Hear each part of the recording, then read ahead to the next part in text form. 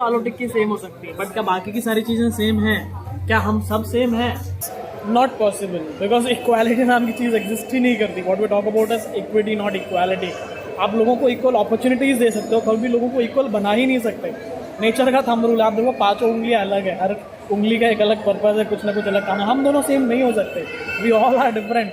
अगर हम दोनों सेम हो जाते हैं तो हम दोनों का होने का एग्जिस्टेंस का पर्पज ही सेम हो जाएगा ना. क्यों फिर हम 2 लोग हैं?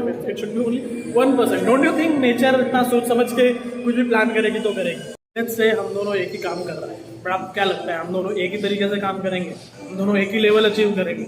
नो. हर कोई अपनी कैपेबिलिटीज अपने लेवल के हिसाब से अलग लेवल पे अलग चीज़ें अचीव करने वाला है. लेट्स से आप और मैं हम साथ में काम करते हैं, हम दोनों की सैलरी 10,000 है.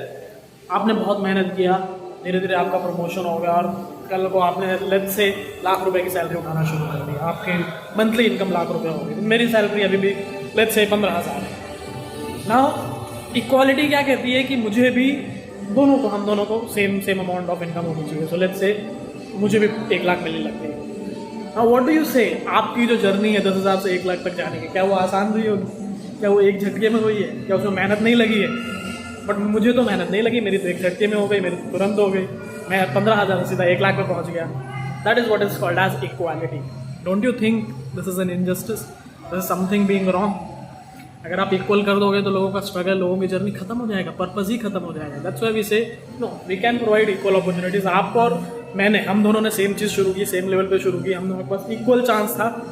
जो आपने किया मैं भी सेम चीज़ कर सकता था, बट मैंने नहीं किया. आपने कुछ और किया, मैंने कुछ और किया. क्यों? क्योंकि हम दोनों की कैपेबिलिटीज़ अलग है, हम दोनों की क्षमताएं अलग हैं. Now if we have those different capabilities, still we have the same opportunity, we have the same chance.